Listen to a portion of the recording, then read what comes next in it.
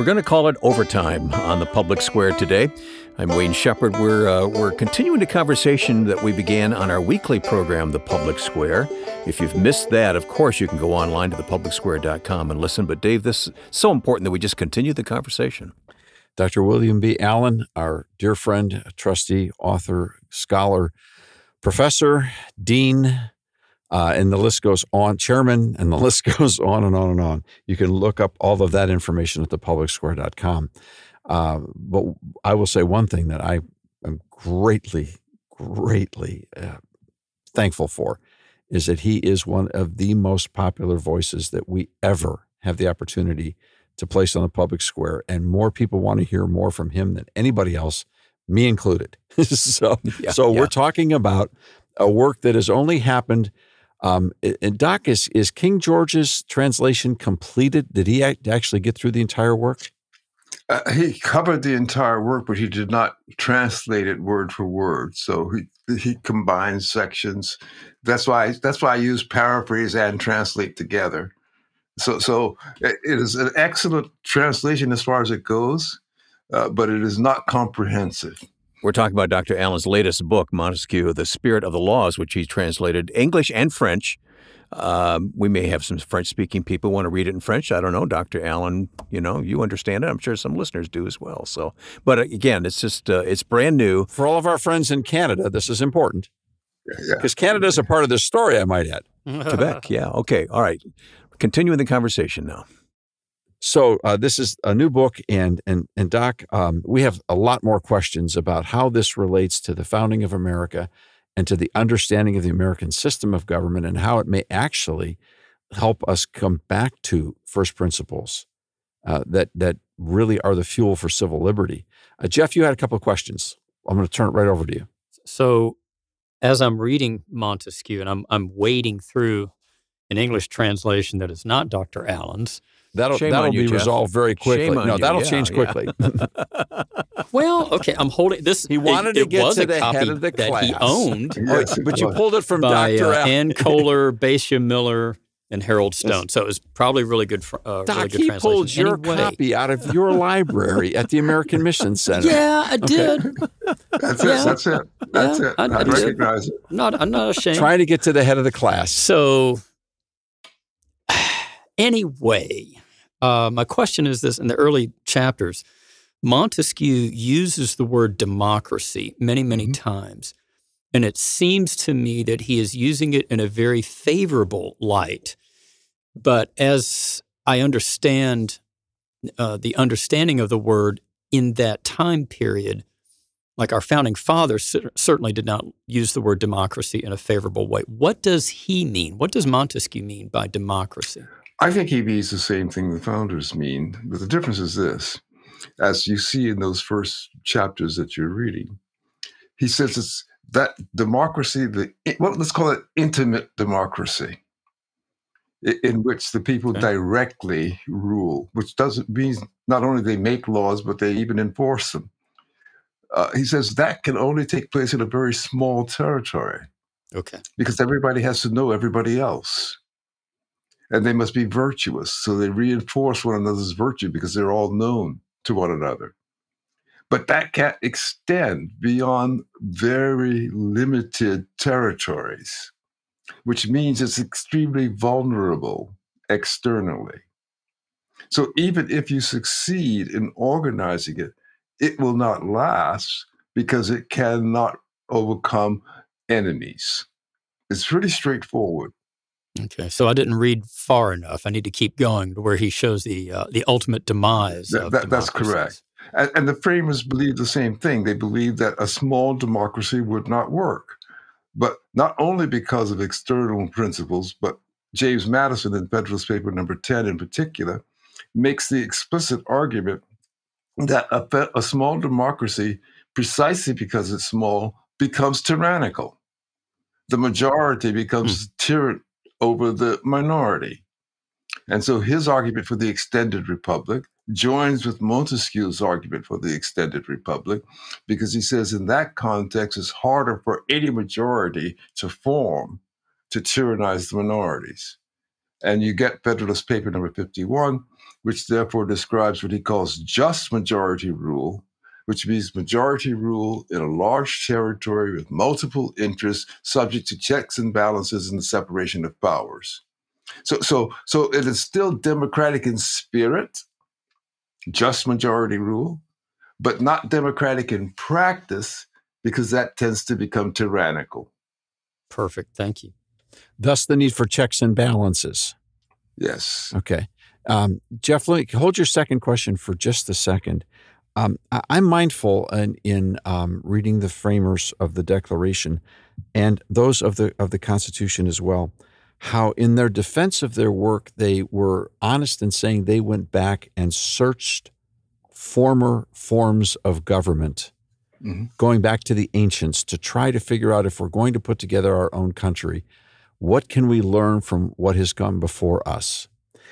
After discovering Montesquieu with your help, for which I'm very thankful, I'm realizing that he must have been their cliff notes. Well, he was certainly among them. No question about it. They also read Plutarch. They read some of the ancients themselves, Aristotle in particular, Cicero. They read all the great works in natural law and jurisprudence. But in terms of the 18th century, Montesquieu was clearly prior and primary. They, for example, knew Thomas Hobbes and John Locke, but those two didn't play a role in their understanding the structures of government, whereas Montesquieu did. And Montesquieu was you and I were chatting off the air yesterday, and I said to you, it's interesting because I'm reading Montesquieu, and I thought I was going to be really intimidated by this, that it would be lengthy chapters and words I'd never get past the dictionary. And the chapters they're paragraph chapters. I mean, the thought progresses systematically and succinctly. It's like they're articles. I thought the guy was the first blogger. I mean, it's all.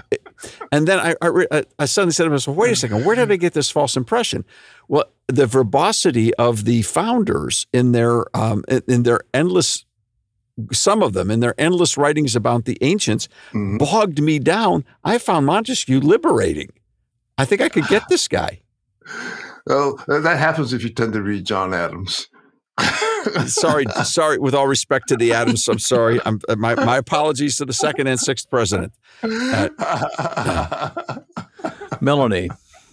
Dr. Allen, I want to ask a question from a completely different vantage point, because probably about 28 years ago, the state of Ohio was developing curriculum standards for schools that included a strand in American government.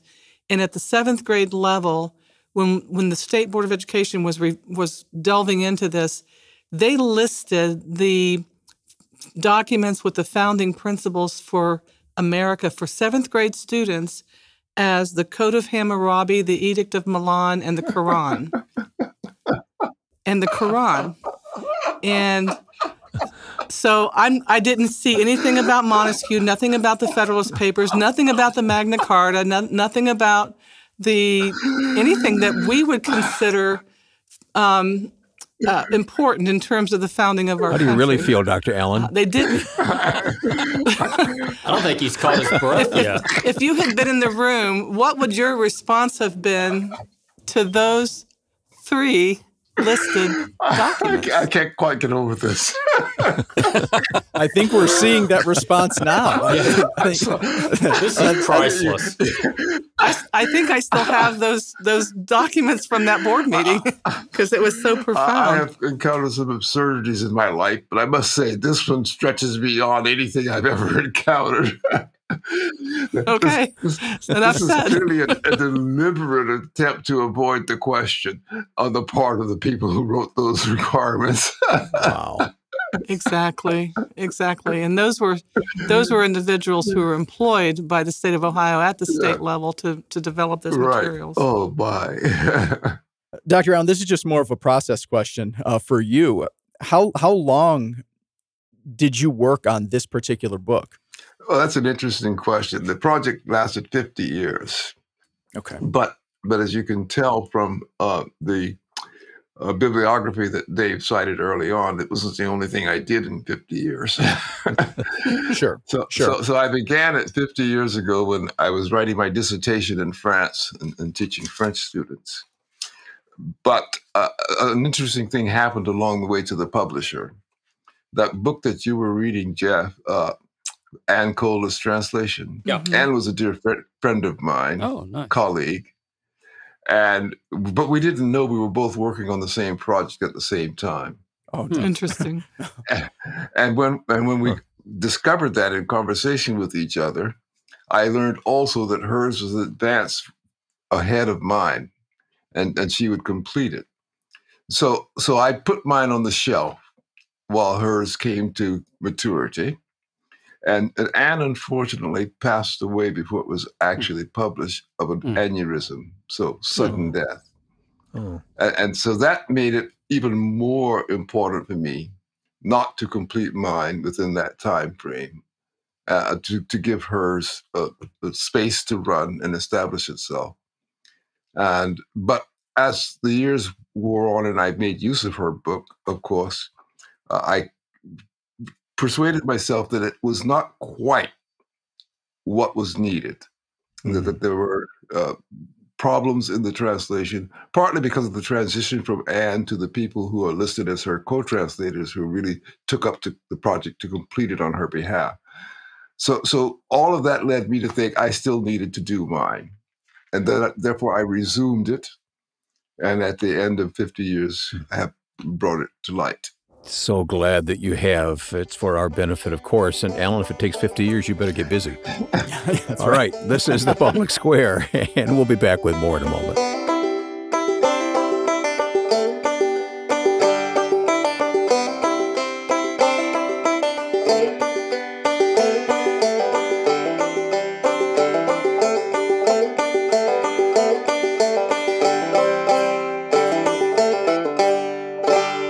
Right back for more on The Public Square. If you're a regular listener to The Public Square, you've heard of the release of the new book, Jesus, His Story. The response has been remarkable. Why the excitement? This is a sample of what readers are saying. Arranging the four Gospels into chronological order put the life of Jesus into perspective. Thank you. One told us, after reading Jesus' story, I knew this would make a great graduation gift for my nephew. Another said, I got my copy of Jesus' story and read it over the weekend. I want to order 6 more. Can't wait to give them to my friends and family. Interested? You can call us at 1-800-522-8683 or order online. Take a fresh look at the greatest story ever told, Jesus, His Story, at thepublicsquare.com.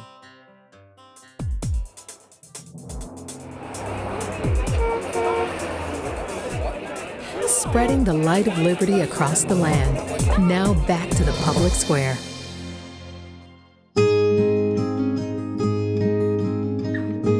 Today we're continuing a conversation we began on our weekend program called The Public Square. Our special guest, Dr. William B. Allen.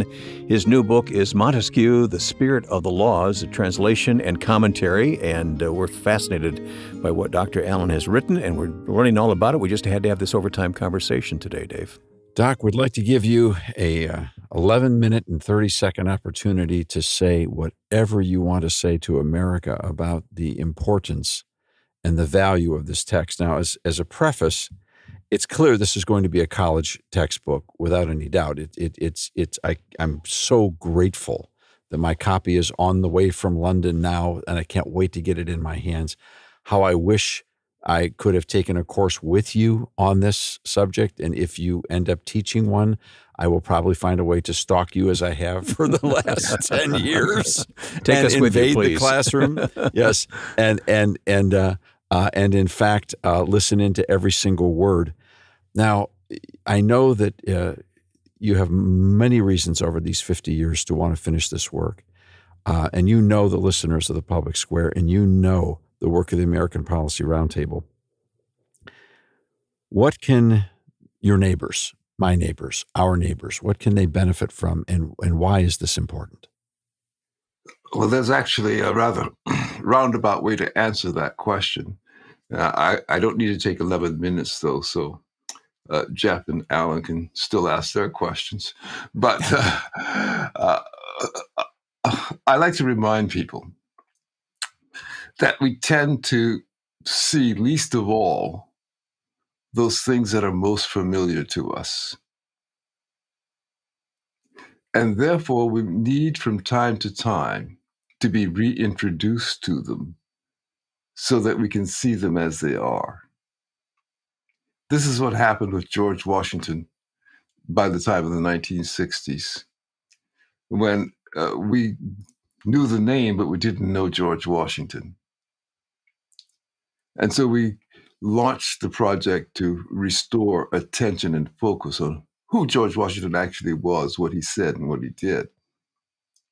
And this is always true throughout human life. The things that are, what do we say within our intimate relations? You're taking me for granted. The things that are familiar to us are the things we see least of all. This work is a way of forcing us to look at familiar things and understand them for what they are, so that we can use words like democracy casually and talk about saving our democracy, rather nonsensical expression, without ever realizing what the word means and without realizing what it means to us.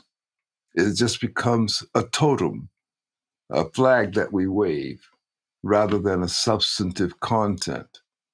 So the purpose of a depth work like the Spirit of the Laws is to invite people to think in depth about the things that are familiar to them. And we know that's possible to do because it was done in the founding generation. I mentioned Daniel Fowl in 1754. He was not some member of the elite.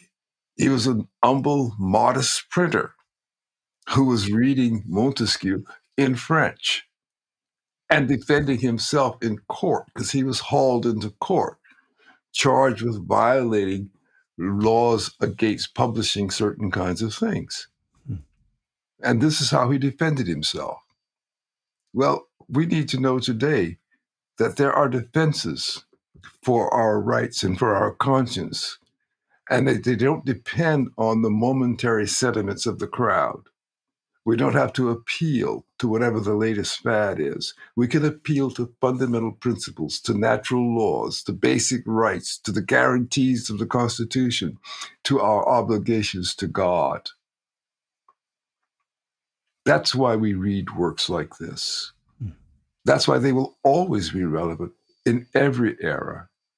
But sometimes it takes someone calling them to our attention for us to recognize that relevance. Melanie?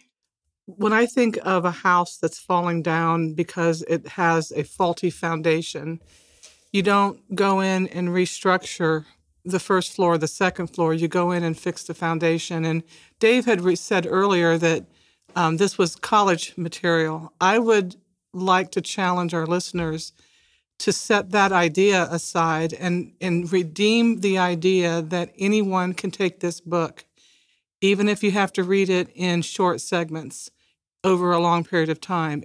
Anyone can digest this material and should.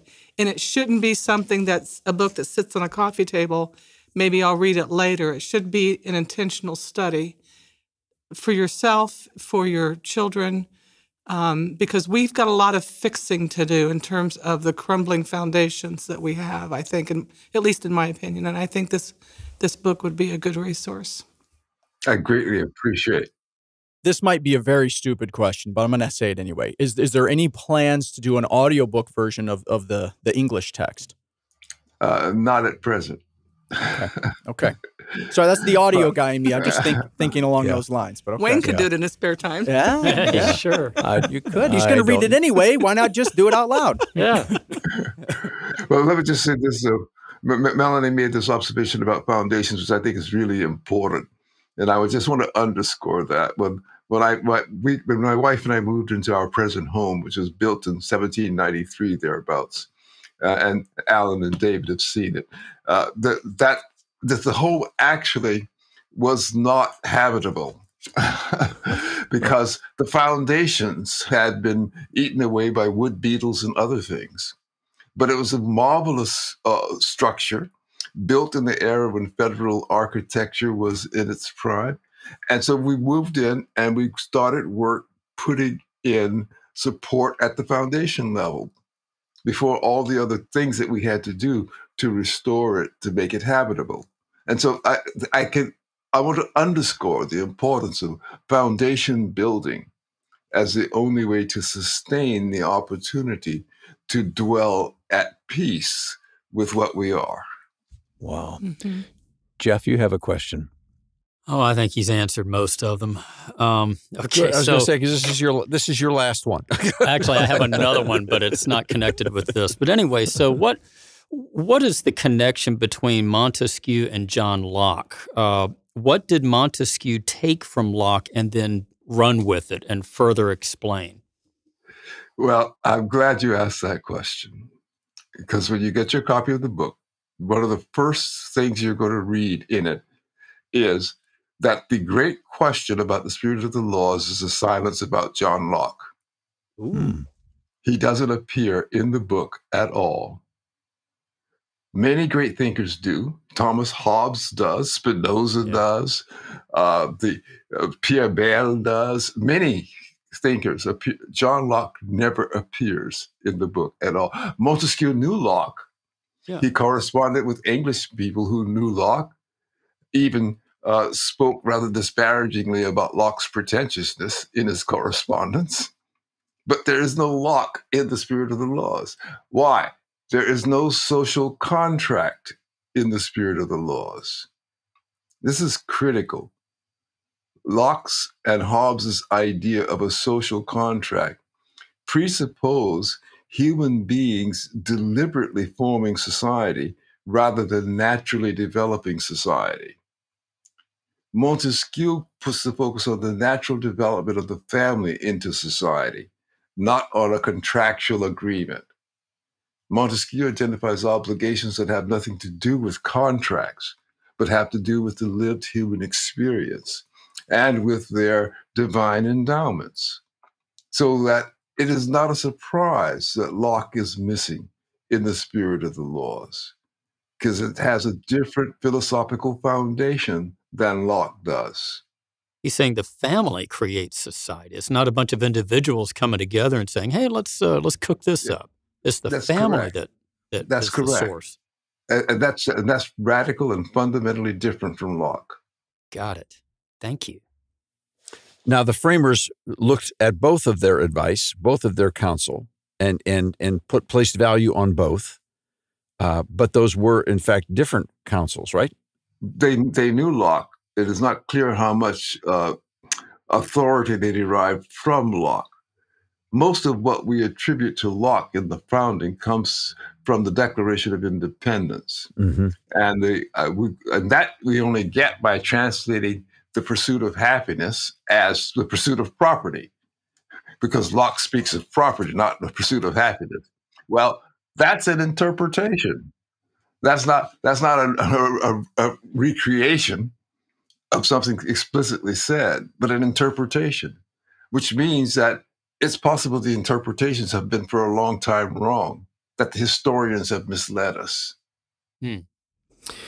Dave, I know there are some people listening right now that missed an hour-long conversation that preceded this conversation, and I just want to encourage everyone to go to the website, thepublicsquare.com. Use that smartphone app if you've downloaded that and are accustomed to using that. Download that program and listen to it, because I think what we've just heard should whet your appetite for what we recorded previously. Melanie mentioned earlier about how a foundation has to be repaired if we're going to fix a house. Well, her husband is an architect, and her family is very astute in understanding the principles of construction. I'd like to talk about the concept of baking. Let's go to a recipe. If you want to look at the ingredients, the cliff notes, the secret sauce, the special places that the founders and framers of our country went to try to figure out, how do you go about starting your own country? How do you go about making all of this work? What research can you go back to, and how do you make all those pieces come together? Well, we know from their own writings, from the founders and framers' own writings, that the Bible was their first source of reference. It's the most quoted. The second most important ingredient, the source, was Montesquieu and his view of how civil government and human society is developed. And so if we want to find what we've lost, maybe we go back to the original recipe. We look at the elements that came together, and maybe there we can find some ways out of our current challenges and crisis. Our thanks to Dr. William B. Allen. The book, Montesquieu, The Spirit of the Laws. We'll place links to it on our website, of course, thepublicsquare.com.